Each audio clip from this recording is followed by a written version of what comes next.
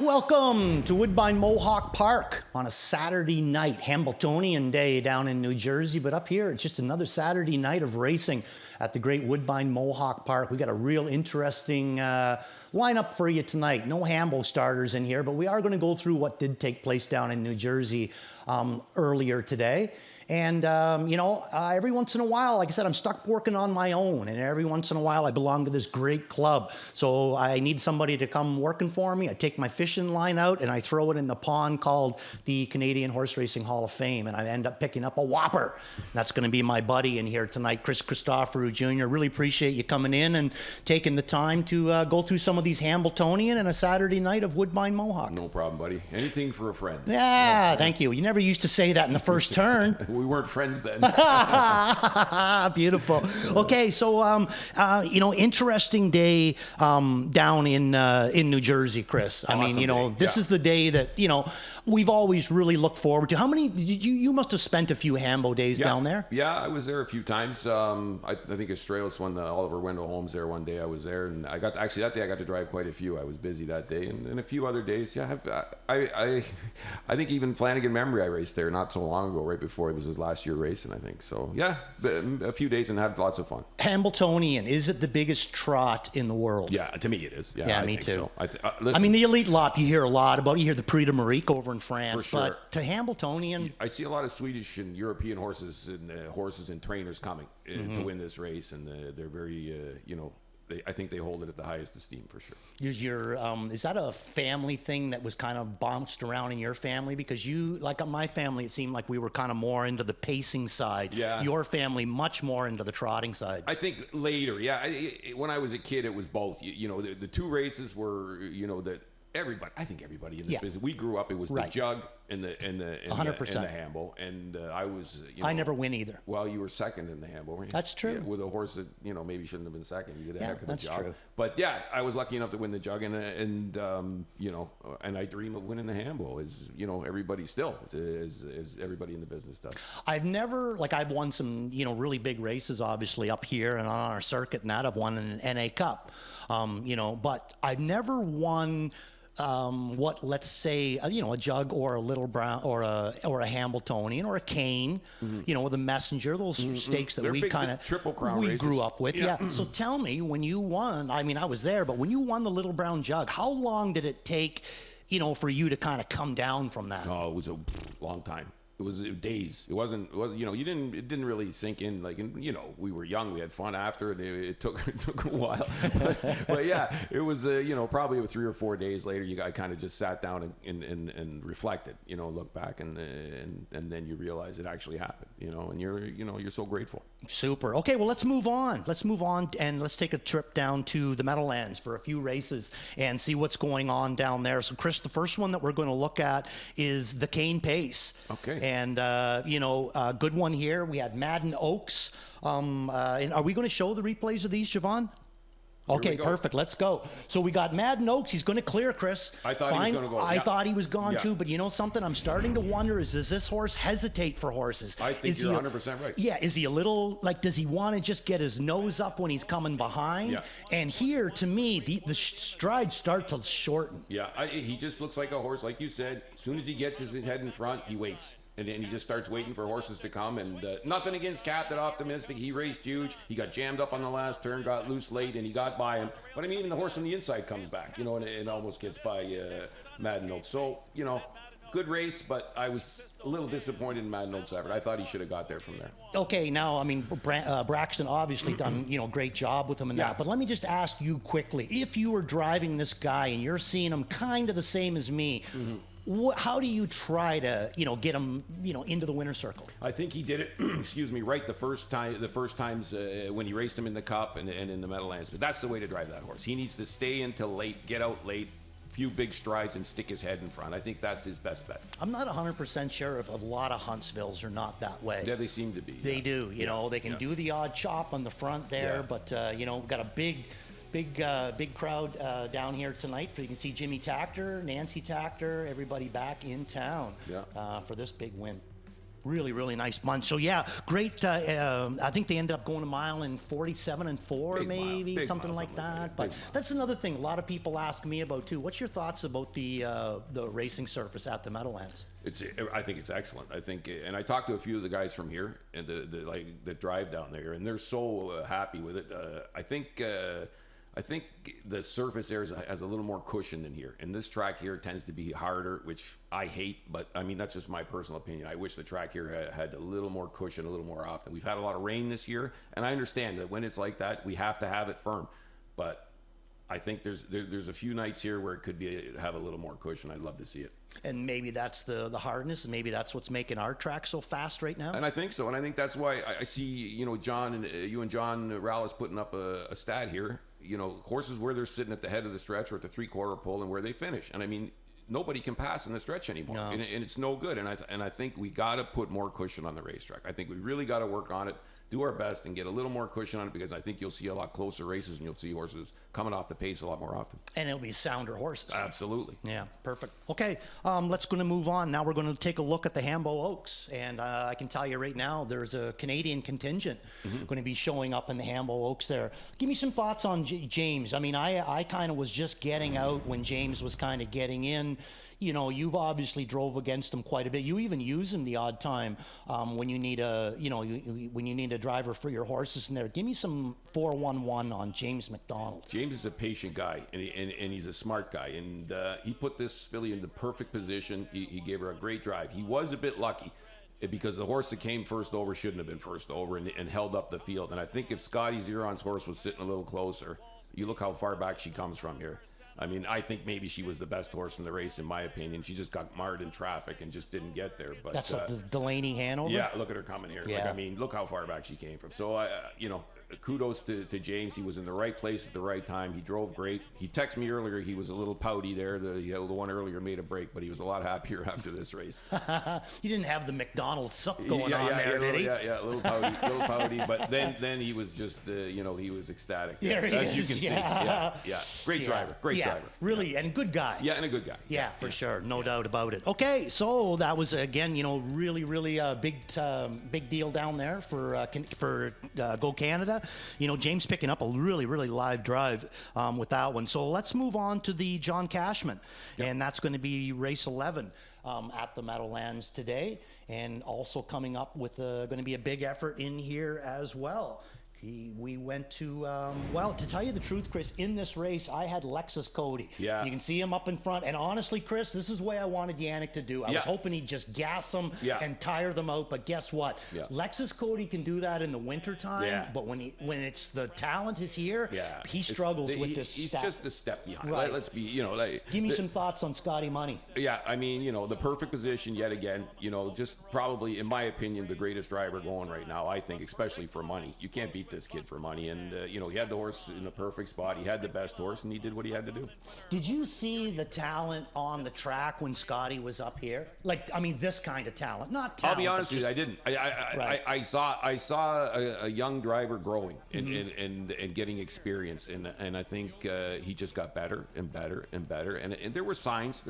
He would win the odd big race here, and not the big ones, but he'd win a gold or something like that. And you say, yeah, that was a good drive, And he's a nice, great kid. We've known him since he was a little guy, and just to see it now, see how well he does. Oh, there's Papa Rick. There he is. To see him do so well, it's fun for us, to see him do good. Yeah, and you know what? I can't say that I seen the vicious talent that he's turned into early on the track. Yeah. But something that I noticed was him off the track. Did he ever carry himself well? Professional. Very professional, he's a pro. And he could take criticism. Yeah. He could take a pat on the back and not let it go to his head. He was just a very even-tempered, kind of a guy, especially when you throw the sire in there. He could throw, absolutely, and he could throw a race away. Like if he drove one a little off or a little bad, he forgot about it the next race. Turn the page. Yeah, turn the page. There you go. Okay, so let's move on to the one that we've been waiting to see, and that's going to be the Hambletonian.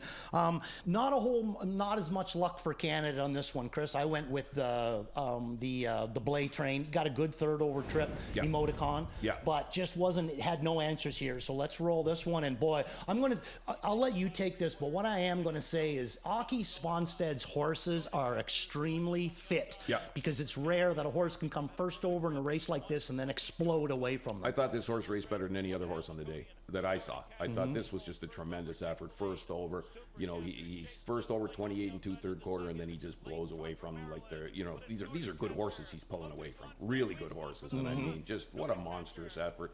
You can't say enough about it. You know, 50 flat, you know, a stake record. And you know, he's got pace and blood on the mare side. So, I mean, you know, that makes some new changes in the breeding game here, because it seems to be happening a lot more often that there's a little bit of pacing blood on these trotters, and they seem to step up. So who knows? How does he able to race so many horses with virtually no equipment? And I'm talking even to the point of no head check with everything. No shoes, nothing. I really, who knows? You know, only he knows. And I suspect he uses a lot of weight on their front end when he trains them down to get them, you know, their shoulders strong, and then when he pulls everything off, they're just so strong and muscular they can go a little farther. But I mean, you know, it's not luck. This guy just keeps doing it and doing it and doing it, and you know, my hat's off to him. I think he's an incredible horseman. I do. I agree with you as well. Now, I'm going to throw another one at you real quickly there, because you used to drive horses for a guy that was a pretty vicious horseman himself, and that was Per Henriksen. Yeah. Now, he used to pull shoes a lot. So you had a lot of opportunities to drive horses, even in the wintertime sometimes, with no shoes. Do you do it yourself? I'd love to. If the surface here was a little softer, I could do it more often. But it's just going to break their foot apart too much? Yeah, that's the problem. And then when you go to the Meadowlands, you can do it because they got more cushion. That's why everybody does it at Lexington. Because Lexington's so soft of the clay, and we can't have clay here because we race in the winter, obviously. But if it's soft enough, you can get away with it. And sometimes you can get away with it even here for a start or two. But after that, it starts to take its toll. The big thing is they don't interfere as much. That's the thing. They don't have that extra weight on their feet, and they trot cleaner. Yeah, they just trot cleaner. Yeah. Are they faster? They can be. Yeah. Because they like it. Yeah, because they're not touching and they like it, and it feels good to them, and they can go a little more. Yeah. Interesting. Okay. Well, that's what we're showing down at the Meadowlands today, and you know, we didn't just get you in here for your good looks and your Meadowlands talent. We're going to put you to work here for our own races in here tonight. Now we're going to take a quick look at some of the picks of the Kane pace. My pick in there ended up finishing second in that one. John picked Captain Optimistic, and Ralphie Boyd also Captain Optimistic. So points for John and Nick, and not so much for Randy with his second in there. Ooh, Randy's going to get a talk here, though. Hambletonian Oaks, yes. I did have Conversano up on top, along with Ralphie. Holy Jesus, Ralphie had a good day down there so far. And John with Miss Belmar. She ended up making a break right at the head of the lane. Yeah. She looked like she had some trot, but just wasn't able to get the job done. So in that race there, we had it pretty well narrowed down. The winner being in the Cashman Periculum. You've seen him for Scotty Z. I had Lexus Cody. John and Nick. Nick's a perfect so far, but John and Nick both zeroed in on Periculum there.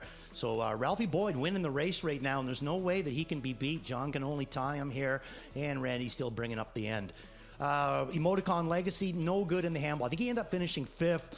John also went with him, and Nick went with Maryland. So I would have to say that Ralphie come out of this, Ralphie picking all the 3-2 shots and the 2-1 shots. You're going to win the odd one. Yeah, go for some value here, Mr. Boyd. Oh, my goodness. But anyway, interesting day. And, just once more, it goes to show you how absolutely flawed I am as a handicapper. Huh? You ever seen any worse? Yeah, well, no one ever accused you of being a good handicapper, so don't worry about it. Or smart. Let's keep going. Okay, so anyway, we're going to move on. Javon, we heading into our own track plays tonight. Here we go. And this is the stat you were talking about, Chris. Yeah.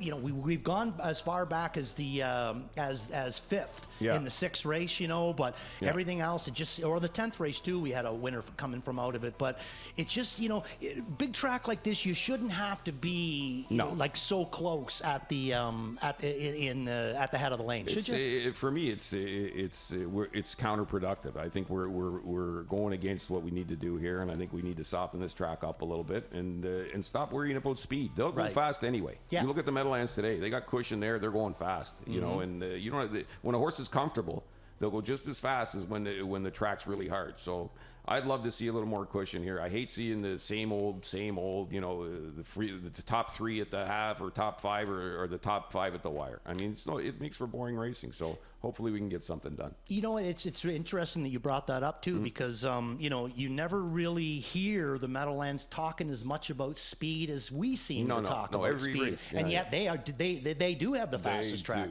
They do. If you're watching a baseball game and in the 6th inning one team's up 2-0, and you know there's a 90% chance that team's going to win, are you going to stay and watch the rest of the game? No. Okay. Snoozeville. So I rest my case. Okay, so where are we heading now, Javon? We are heading to race number 1. And that is going to be how we're going to start this night, Christopher.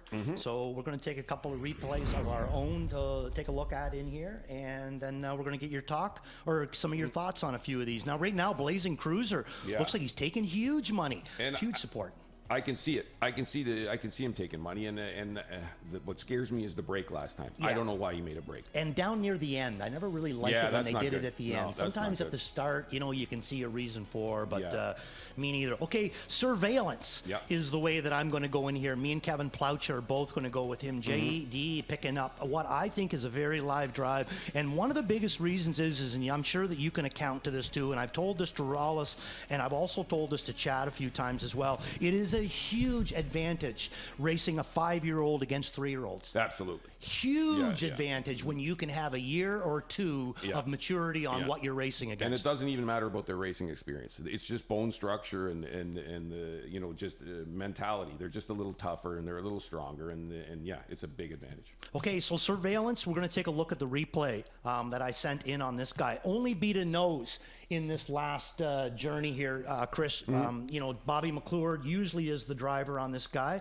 but Jonathan Drury going to be driving him tonight. Now, he went into this race and he'd missed 2 weeks, so this was on a 2-week rotation. Comes first over early, and I say grinds it out pretty good. Now, the week before, Chris, he had broken equipment, paced home 25-4 off of this first over journey. He paces 26-3 on the end. Look at the size of him compared to what he's racing against. Big old thick chest on him there. He's just reaching for racetrack. Yeah, nice looking horse. JD picking up a guy like this now, this should work right into his wheelhouse, I think, because I think he's got many different ways that he can race this guy if he so chooses. Yeah. This horse had every excuse to get beat here too. He just got a little tired the last few steps, but he didn't quit. He fought right to the wire. It's not like he came to a walk and his stride shortened completely. He was fighting right to the end, and he came first over. So I think this horse got a big shot in here, and I think I'm with you. I think that this is the one that I would pick. Okay, now I threw Blazing Cruiser in on the bottom, 7-2. He's taken for odds right now. You said originally you're not surprised that he's taken good support. Now, why would that be? I mean, you also brought up the break on the end of it, but why would that be? I think there's a couple of reasons. I think he shows a little more speed than most of these in here. And he's getting a driver change in Trevor Henry, and Trevor's got a lot of experience, and he knows horses like this, and the horse doesn't seem to be very fast out of the gate. And I mean, if there's someone that might turn that around, it's our friend Trevor. He can be aggressive when he wants to be, and he could get this horse into play. And if he's close enough at the head of the lane, I mean, I think he can go with anything in here. But like I said, the break scares me. Okay, 2, 8, 5, and 1 are going to be my numbers in race number 1, and let's move on to race number 2, which we have a good one here for you there. We have the preferred pace, and the biggest riddle this year, Christopher, in the preferred pace is how do you beat the 3-horse Brew Hanover? I mean, a lot of people have attempted it. The only time that I seen it get done was down at London when it turned into a steeplechase at the end. But but other than that, he's pretty well, 16 for 13 wins out of 16 starts. So give us some, Chris Christoforou, thinking on how. Or do we beat Brew Hanover? The only way you're going to beat him is keep racing against him, because it's sooner or later he's going to get beat. But other than that, as far as strategy goes, if this horse, he can leave in 25 and change, go to the front and win in 48. So how, what are you going to do? You can sit on his back and try and beat him, but he just keeps going. Like the horse is very sharp right now, at the best he's ever been in his life, obviously. And, until he gets beat, I don't know. I don't know what trip's going to beat him, but it remains to be seen. I think you're going to have to be sitting very close to him to beat him, and you're going to need probably right behind him. And that's the only way I can see it happen. And I just don't know when that's going to happen. And I doubt it'll be tonight. Okay, let's show the replay on Brew Hanover. Now, I agree with you. I just think that he stands out. Yeah. But to the same effect, there's two horses that are in here against him that also were standing out pretty good on our circuit one time, and that's Tarasi and Irvin Hanover. Now, Tarasi with the big win last week in 48, but I'm not sure if there wasn't a little bit of pylon action going on you know, around this last turn for Tarasi. But this is Brew Hanover, James McDonald in the bike, J.R. Plant picking this guy up tonight there. JR has been a nice little addition, Chris. Oh, absolutely. He's done well on the circuit this year. He's it's nice to see. We know JR for a lot of years driving it. We used to drive against him at Flamborough years ago, and to see him come here and get some drives, it's very nice. You know, when he first came here, Brew Hanover, he used to do a big drift. Now, there's a little bit of a drift there, but not like he used to do. No, it's a lot less, yeah. And I always thought the drift was the thing that was going to get him beat. Me too, yeah. You know what I mean? And but it still just isn't able to do it. Do you see Tarasi, Irvin? I got Dublin Dasher in on the bottom because I think he's been a really, really nice addition to the Jody Collins stable. But do you see Tarasi and Irvin Hanover, who to me are going to be the biggest competition? Do you see either one of them taking him down right now? I don't.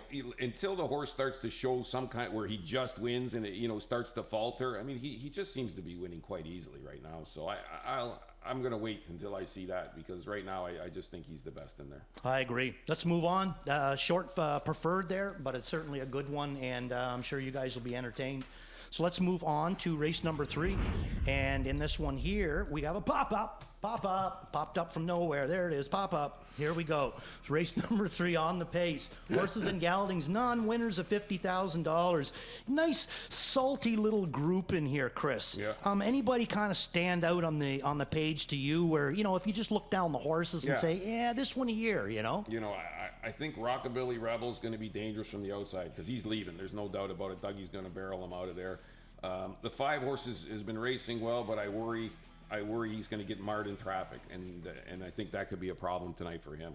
Right now, to me, I think the 6 and the 7, just quickly looking at it, I have to say those 2 are probably the danger in here. After that, like I said, the 5 is a great closer. The 4 can close too, but they get so far back, and in a short field like this, one horse pulls to the outside and doesn't advance on that turn, and they're in trouble. Right? Agreed. I'm going to go batter up Hanover, and the biggest reason why is because I think that maybe I can catch a price on him. I kind of agree with you. I think that Rockabilly Rebel, when Dougie blasts, because you know that he's going to, and if he gets himself into a good spot, I think a lot of people are, going to be taking more looks at him, maybe even respect our flag. Batter up was good in his last start. So let's take a look at that replay of him coming from way out of it. Todd Ratchford driving this guy last week, but Trevor Henry picking up the Benny Blue Eyes drive in here tonight, and he's got some serious go. So let's look at how Todd got away with him last week. Another horse in here as this replay is going, Chris. I don't know if you paid much attention to him, because I didn't until he win here on June the 28th. This 2 horse, It Takes Two, really nice kind of a B-track horse, but even when he comes here, he seems to be able to adjust pretty good. His speed, he seems to pace 51, 50, his last 4 starts, he's been racing good. He just can't seem to get in the action. He's just out of the race. Now with a shorter field, he could be sitting a little closer on the rail maybe and have a good run at it in the stretch. The horse the batter up Hanover, I see, there's first-time Trevor tonight, and that's another thing that I always watch for, because Trevor can wake one up, and I think maybe this horse, it's the kind of horse he could wake up. So it's interesting to see what happens with that. You know what my 411 on batter up Hanover is? Just what I kind of think, and I'm sure that you drove horses like him. I think he has got a deadly move. Yeah. But I think it's a quarter of a mile long. And then you're going in reverse. Yeah. That's kind of the way I find about him. If you can save that move until when you really need it, and it's later in the mile, the better. It's a good one. But if you use that move early in the mile, I think that you're going to be on vapors. Yeah, absolutely. Cool. All right. So race number 3 in the books. Let's move on, and we're going to take a look at race number 6. Let's move on to race number 6, Christopher. Okay. And now this one, I have really been becoming a fan of this one horse in here. Captain Hurley, treacherous colt out of a Better's Delight mare. Recently gone into Jody Collins' barn. Murray was training this guy for the estate of Keith Clark. But, you know, now Robert Jones, just a single owner on this guy. Really liked what he's been doing. Now, before we kind of get into this, backup plan is going to be tough in here as well. He's going to take a lot of looks. Nice 3-year-old colt in here for Maneri, and he's getting a shoeing change sent in tonight. They're going to take the steel shoes off of him in front. They're going to put the Nikes on him. Going to go to the aluminums fast shoe tonight for this guy. So I do have him in for second. I had him worked in, you know, with a good effort anyway. To me, the shoeing is just going to make him a little bit quicker, but I'm still going to stick with the one horse. So let's take a look at this one horse.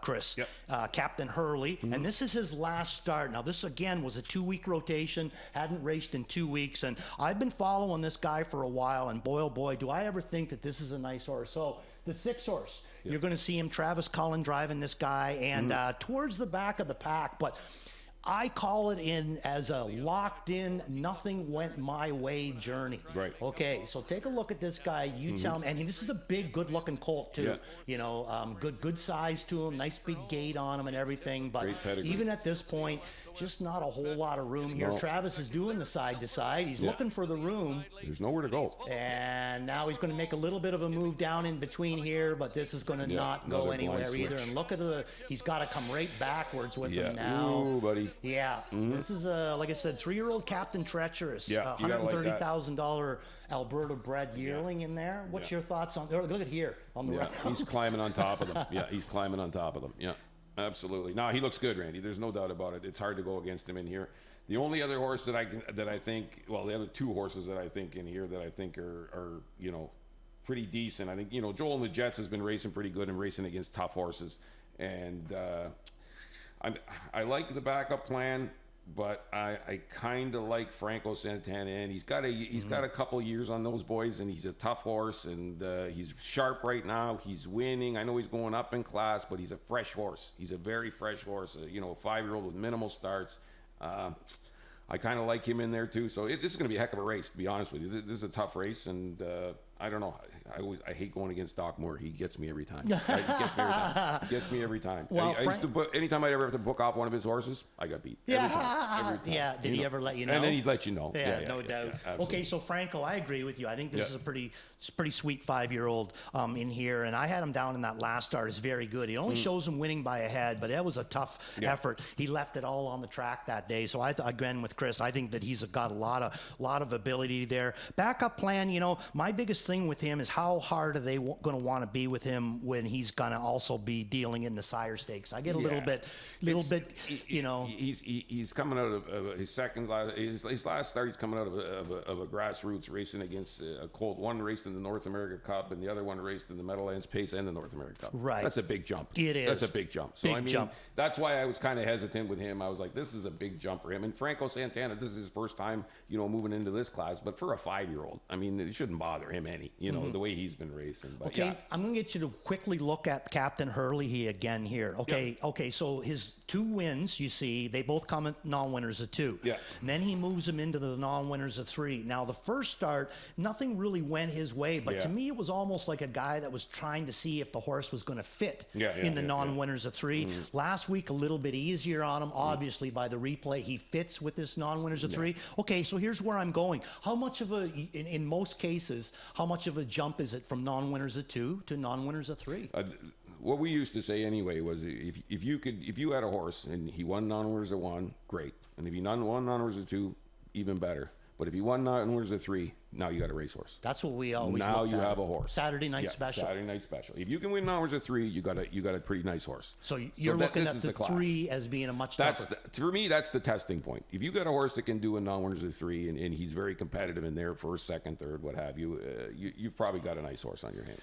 Okay, let's move on to race number 6. My numbers race number. What number should we go into next? Race number 8, but my numbers in race number 6 1, 5, 6, and 7.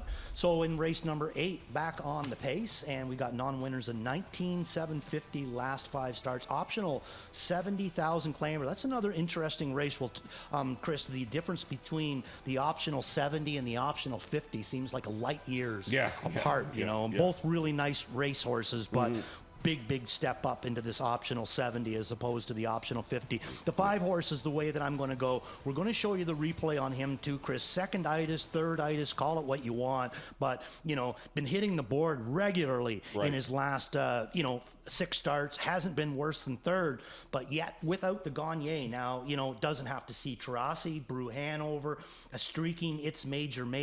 You know, he's not going to have to face a lot of these horses in here tonight, or an Irving Hanover.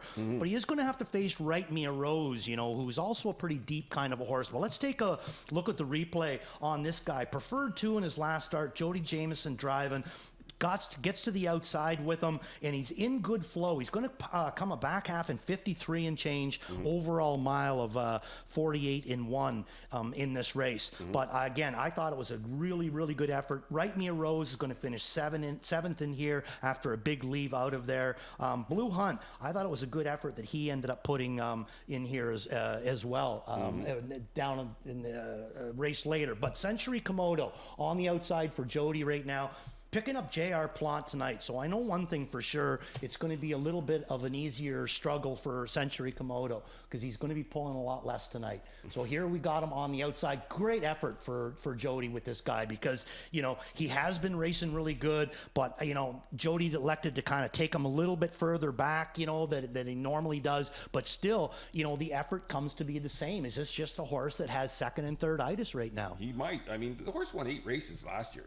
It's difficult. Like 8 races from 22 starts last year, made 141,000 as a 3-year-old. It was a nice horse, and he just seems to be. I think he's just been in a case where he's just been. You know, you can see Brew Hanover twice. You see Irvin Hanover, like, you know, Tarasi. They're better horses than these ones. So he's been knocking on the door with them. I think he's the best horse in here, and I think he's going to win this race.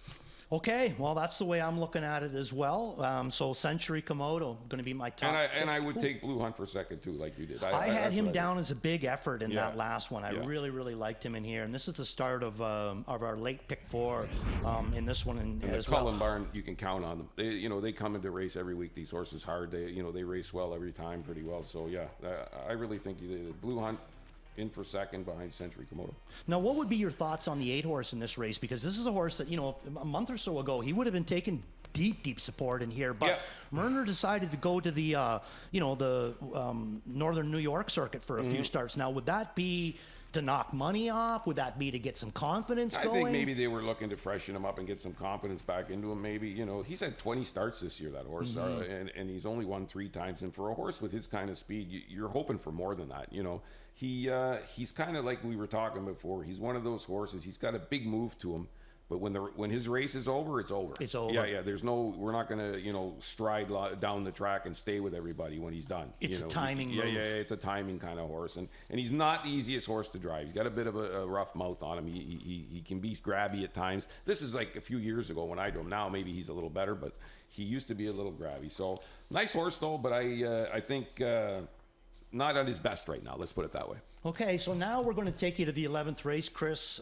Jackpot high 5 race. We got a $196,000 plus carryover going into this tonight. I'm sure that you'll have tons of tickets in on it as well. Okay, so in this race now, I usually know what I'm looking at here, but this race, I'm going to be using JR again here, Southside Eddie. Okay. Now, he took interference to get to where he is, and he's, of all the horses, to me, sweated up pretty good. You can see kind of it, especially compared to the rest. But again, no place to go. Now, I find this horse with great difficulty, Chris. 1 for 27 this year. I don't know if it was a good effort, if it wasn't a good effort. Like I said, he took huge interference. He sweated up bad compared to the rest of them. But, you know, he's coming into this race, you know, he's been down in this class 2 weeks in a row.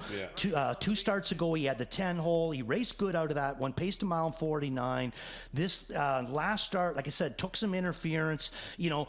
It just seems to me like he's a horse that's sitting on a big effort, but yet I can't I can't quite show to people what it is that I see. Yeah. And, you know, he's got a couple of toughies in here. Uncle Shank, you know, that's going to be pretty tough in here. And Clever Cody, who I'm just waiting at some point to, you know, become the Clever Cody of old. PL Ozzy's been a killer lately, but made a break in his last. And I'm not 100% sure if, you know, PL Ozzy's going to be at his best coming right back on a 7-day rotation. So Southside Eddie, the way that I'm going, he seems to bring some back class, got a mark of 47-4, you know, just hasn't been doing too much winning lately. Yeah, he's a mystery. Exactly. You know, a horse like him. But I'll get a price. Yeah, for him to be 1 for 27, like, you know, he's got enough speed. He's a decent enough horse. It's just things don't seem to work out for him very often. He gets into bad spots sometimes and just unlucky more than anything. Clever Cody's got it. I mean, come on, man, you're better than this. Like, he's a good horse, this horse, and I've you know, seen him race his whole career, and I'm so, you know, frustrated with his performances this year. I just thought for some reason he's just not himself. I thought the last couple starts a little better, but not the kind of horse he used to be. But maybe he's trending in the right way. He's the class in here to me. I just think, you know, he's probably the best horse. He's just maybe not right now. Order One to Go has been racing very well. He hits the ticket every week. You know, you gotta like him, but yeah, I gotta think between the Clever Cody and Uncle Shank, those three with Order One to Go. Those are the ones I like. Okay, well, there you have it. We're going to come back, but in the meantime, we're going to take a quick little bit of a break, and we're going to throw up to Sugar Doyle, and he's going to introduce us to the national anthem singer.